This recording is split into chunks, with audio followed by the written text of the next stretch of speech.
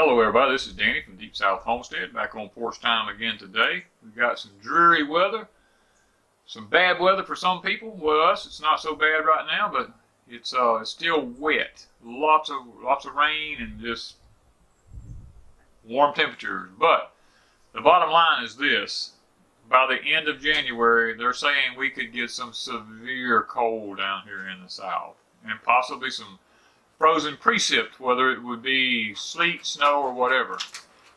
These are things that we have to keep in mind when we're trying to grow. We usually, by this time, let's see, by this time of the month, we are putting in our English peas. But because of the GFS model saying that this weather is going to be coming in here with this Arctic blast coming down through here, going all the way into Mexico, southern Texas, going to come all the way across into Florida. I talked about this on Patreon, about how this is going to happen. Talked about this over a week ago. And lots of people are saying, thank you for giving me the heads up on this. I was going to plant, but I think I'll wait now. And some people are saying I'm looking at the GF models, and yes, the GFS models are saying this. So one of the advantages of technology today is that we have this type of information at our fingertips. Our forefathers didn't have this.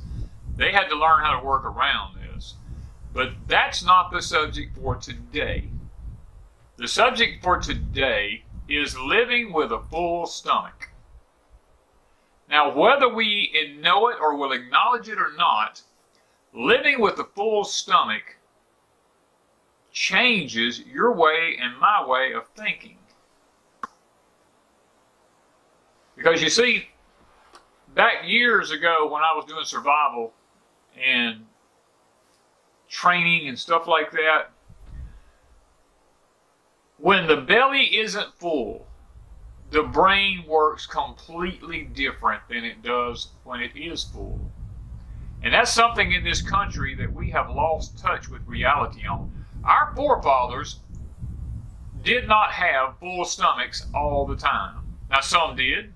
I had one of my family members that went through the Great Depression. They told me, they said they never knew anything bad was happening. They owned a pharmacy and it's in a big town, and everybody had to have medicine. You know, their dad would take anything for barter, but they never did without. So everything was good for them. On the other hand, I've talked to some of my other family members who, through the Great Depression, just literally eat anything they could get their hands on. There was times that they ate nothing but pears for days on end because they had no other food. And guys, this is just it. They didn't have shoes. They had to learn to go barefooted.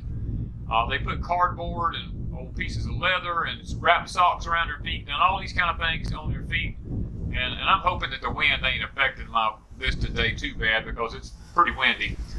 But that's the thing about it.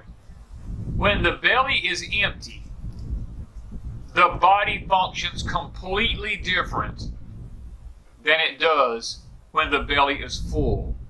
As long as our stomach is full, we see no need to prepare like we should. We see no need to get out and grow a garden like we should. And that's where the grocery stores and the big box stores has destroyed this country. They've made everything so convenient. Even if you don't have money readily available on hand, you can go to a store, swipe a card with credit, and you can get food and pay for it later. It wasn't that way years ago. Years ago, I can remember when I went to borrow money for a vehicle one time. Well, I was very young. They would not loan me money for that vehicle unless I had that amount of money in the bank.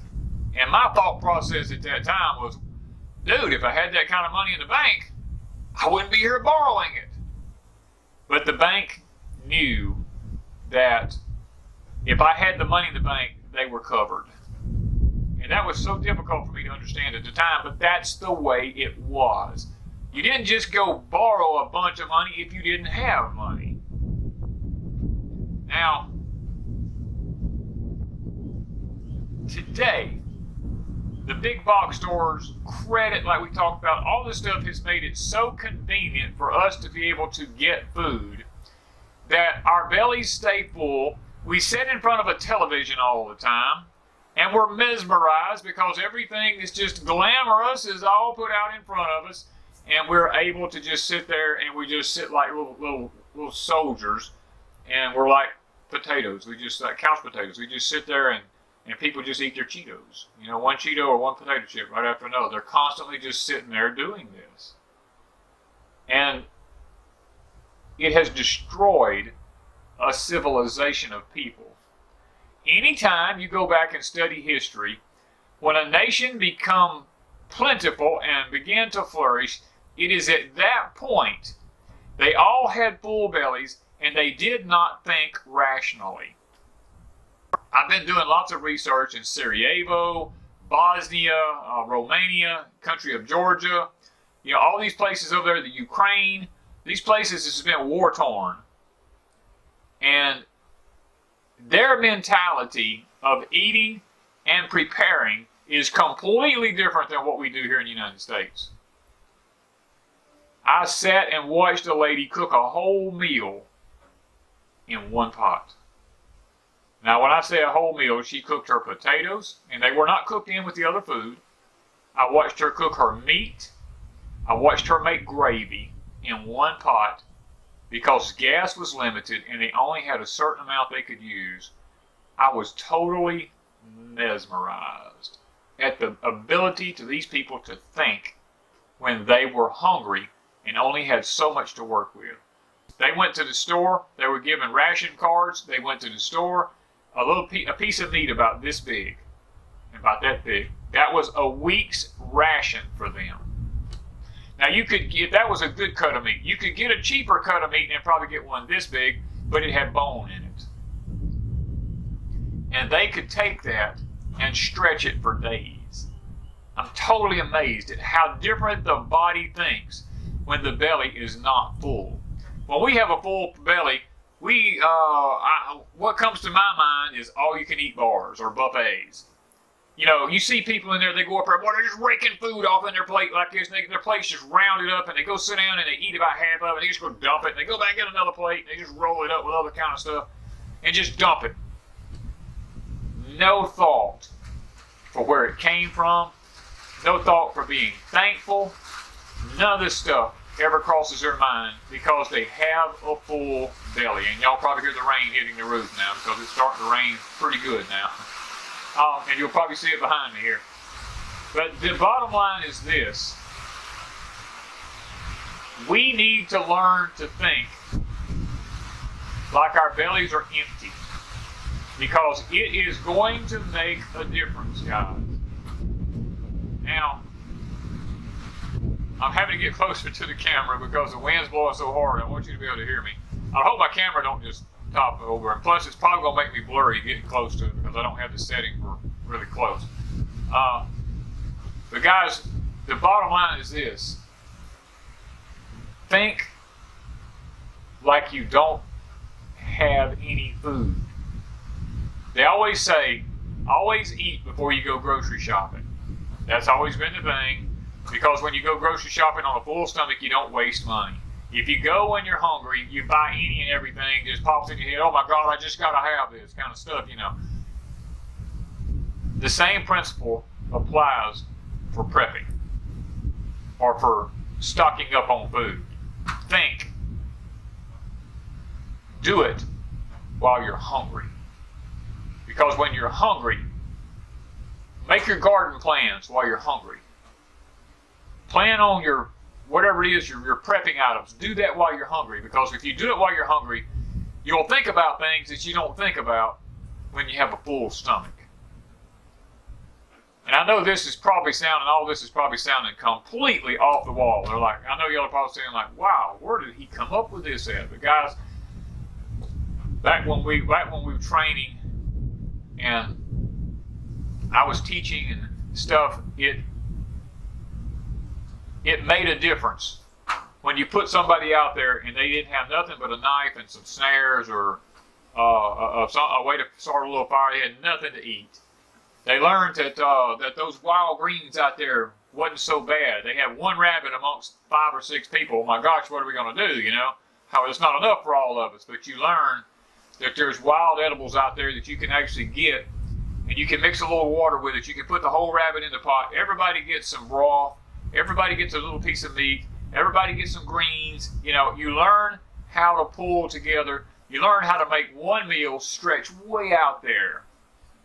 You know, Wanda and I can take one of our meat birds, and we can eat over half of a week off of one meat bird. And that's eating 3 meals a day. Now, that may sound completely impossible to some people. Now, our meat birds were anywhere between 6 and 11 pounds. That's a lot of meat to consume for us, because we use it in such ways that we don't waste any of it. We don't throw, poor Hank ends up getting dog food because at the Deep South household, we don't have a lot of scraps to throw out. We may have a fat trimming every so often that we cut off with something like one of our pork chops or something, because our pigs were pretty fat. After we cook it, you know, we'll cut that piece of fat off of it, and we'll give that to Hank to give him a little fat, and, you know, give him maybe a piece of the bone or something other to get the marrow out of, and things to this nature. But the bottom line is this: we don't throw anything away here. Now, our animals eat really good here, because lots of people always tell me, like our carrots here. I just this past week got through thinning the carrots out. And if you watch our Instagram, you'll see one to put up. I was holding a thing of carrots. The Corotas were already like 2.5, 3 inches long. But you can't just leave them thick or they won't ever make nothing. So I have to thin them out. And I have like 1,000 carrots that I pull out of these beds. We can't eat all the tops off of those. So the little tiny carrots, like an inch, and all the tops that I cut off of it, the pigs, the chickens, and all this stuff, they get to eat really good, healthy food. That's why when we go to butcher one of our pigs, everybody goes, oh, that's just that old nasty pork. Well, let me tell you something. My pork meat ain't white, if that's proper English. Our pork meat is just as dark red as any beef you've ever seen, because they forage, they eat on grass, they eat just like a cow eats. They get the most healthy foods out of our crops. We don't just throw them trash. They get to eat well, you know. So I don't classify our pork. When I cook our pork, you can't tell it hardly from the taste of beef. Even the people who butcher it look at us and go, wow, that is some dark red meat. And I'm like, yes, that's because they're all naturally fed. They have no chemicals, you know. We don't give them chemical wormers. Animals that are fed properly don't need this stuff. And so the bottom line is this: we don't go hungry here, and neither do our animals. We don't do without. Anybody who's ever been to our house will tell you when they eat with us that we eat out of what we have in storage here. That's because this is how we live. Are we hungry? No. Do we think with a full belly? Yes. But we think like we're hungry, because we know if we don't get out and raise it, we're going to have to do without, because we refuse to go to a grocery store and buy lots of our stuff from a grocery store. Now, we'll get things like sugar, and we tell y'all, I can't eat flour, but I do eat almond flour and some different things like that. But as far as vegetables and meats and stuff like this are concerned, we don't go buy a lot of that stuff. Now, we may have to buy a little beef every now and then, but we try to go straight to the butcher to get it out here at the slaughterhouse. And, you know, we're trying actively to get our own cows up and going. But this is just something that we have to work toward. This kind of stuff don't happen overnight. To raise your own cow, and then to raise a calf from it, and then to butcher that calf, we're talking about a 3-year process. This ain't something you just jump out there and do. So if you plan on surviving through the upcoming crisis in this country, you got to start thinking now, because 2022 is going to be the cutoff line. I'm just about pretty sure that anything beyond 2022, people are going to wake up and they're going to go, oh my God, what has happened here? And when that happens, I'm afraid at that point, For some people, not everybody, but for some people, it will be too late because it takes anywhere between 3 and 5 years to get a fruit tree to produce fruit. If you start now, by 2023, 2025, you'll have fruit on those trees. By then, everything will be in such a disarray, I'm afraid, and food's going to be so hard to come by, and it may be so hard to grow anything. Those of you who follow us on Patreon, I put up videos. I just put up one this past week talking about Israel and how that they're growing everything on plastic and under plastic. They've learned the technology that it's got to be done that way now. And guys, it's no different here. We have basically the same climate in southern Mississippi as they have in Israel. Israel has basically 7 different climates, but we have one of those climates here.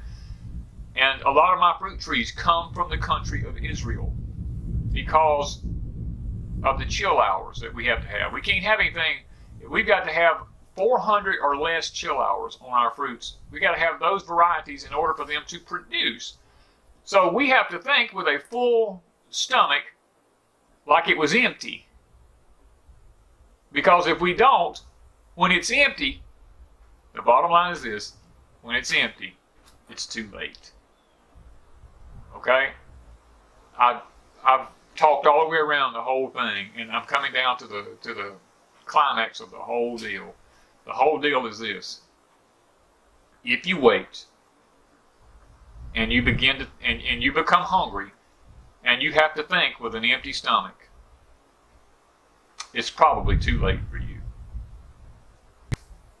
Do yourself a favor. Do your family a favor. Think while your stomach is full, like it's empty. If you even have to do this, if you have to go this far, fast for a day.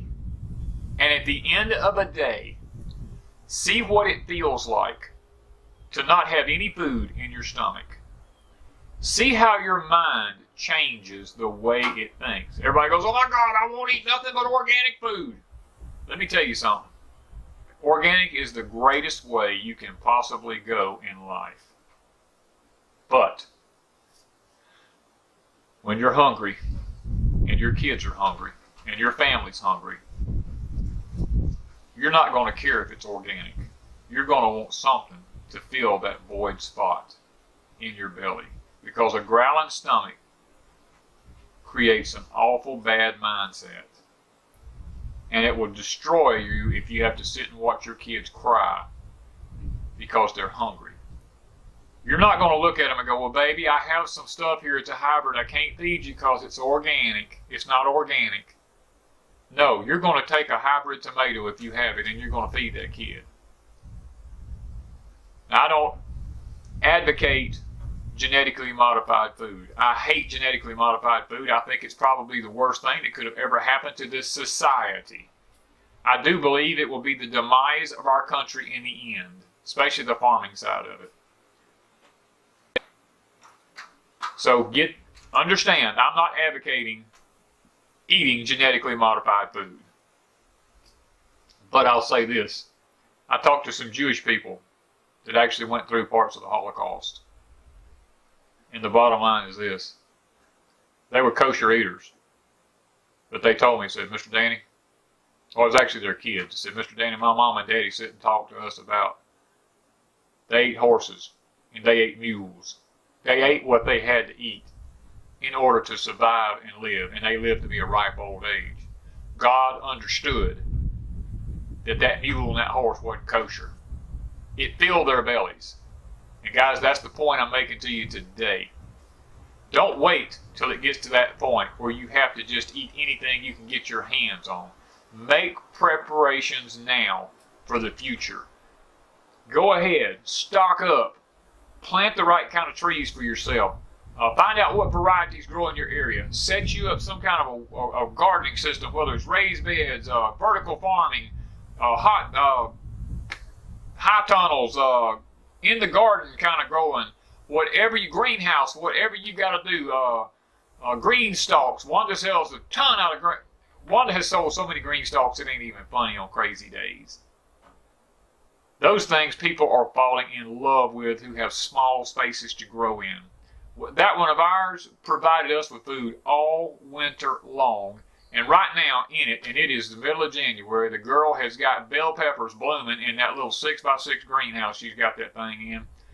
And they're doing fantastic. I mean, we've got Malabar spinach growing in it. She's got all kinds of stuff. Them green stalks just go check out Crazy Days. And there's a link down there you can click on Wanda's and her description. You can go straight to it, order them from the company. The company called us and said, "My gosh, these people are loving these things." And they're great guys.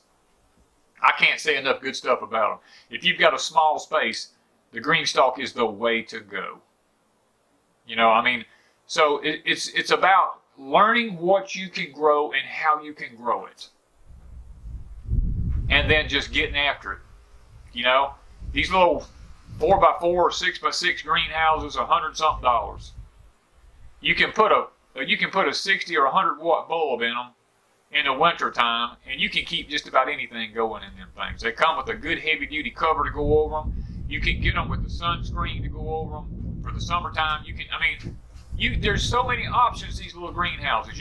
Ours has got clamps or screwed down to the concrete so the wind can't blow it away. We've had the thing now 2 years, fixing to be going on the 3rd year. The thing is it's still doing good in the summertime. You take the plastic off of it, roll it up, take it, put it to the side. We've had no problems with it deteriorating because we don't leave it out in the summertime. We put a shade cloth over it in the summertime if it gets too hot. We work with nature. The stuff is out there, people, to figure out how to grow food in small areas, people in apartments, on balconies. Vertical farming is becoming a big deal in places like Israel and some of these other countries, in the cities and stuff. People are using PVC pipes with holes drilled in them, doing vertical farming, aquaponics through them things.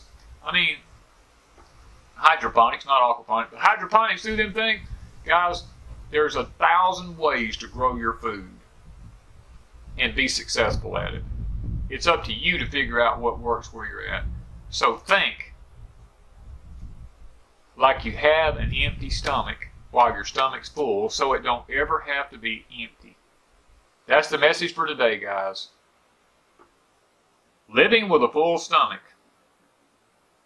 Don't let it be your demise.